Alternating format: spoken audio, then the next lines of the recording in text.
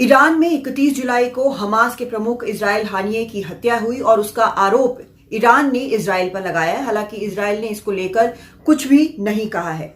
Iran ने कहा है कि अगर बदला नहीं लेता है तो इस्राइल और भी नेताओं को मारेगा, ईरान के अधिकारियों को मारेगा, ऐसा दावा है ईरान का, और हत्या का बदला लेना जिम्मेदारी है। लेकिन इसके बावजूद अभी तक ईरान ने इस्राइल पर हमला नहीं किया है। इसकी वजह क्या है?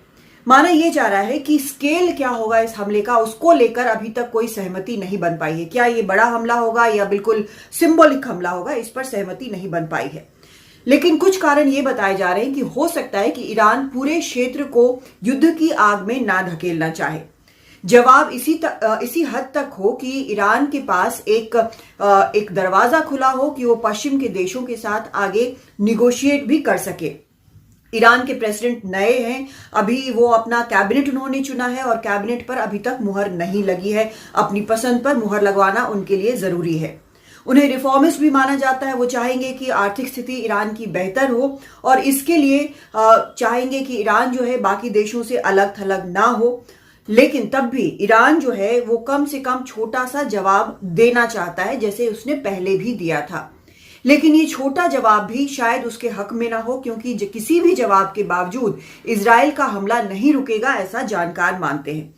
बेहतर अभी ऑप्शन ये माना जा रहा है कि ईरान के जो प्रॉक्सीज हैं, चाहे वो हिजबुल्लाह हो, हुती हो या हमास हो, वो इजराइल पर हमला करते रहें। इसी क्षेत्र के कई देशों ने बार बार ईरान के नेताओं के साथ बात की है। ओआईसी की जो बैठक हुई उसमें सभी देशों ने इस क्षेत्र के, इन्होंने कहा कि निंदा की इन्होंने हानिये की हत्या की, लेकिन ये भी कहा कि डी एस्केलेशन होना चाहिए, तनाव कम होना चाहिए। दूसरी तरफ अमेरिका ने पूरी तैयारी कर ली है और इजराइल के तरफ अगर चौतरफा हमला होता है तो उसमें अमेरिका उसका साथ देगा, सुरक्षा करने की कोशिश करेगा। दूसरी तरफ युद्ध विराम की बात भी काफी तेजी से आगे चल रही है और माना यह जा रहा है कि अगर युद्ध विराम हो जाता है इजराइल हमास के बीच तो ईरान शायद हमला ना करे। तो कई कारण हैं जिसको लेकर ईरान अभी फिलहाल हमला नहीं कर रहा, लेकिन यह भी कयास जताए जा रहे हैं कि अगर हमला होता है तो वो किसी भी वक्त हो सकता है। दिल्ली से कादम्बिनी शर्मा, एनडीटीवी इंडिया।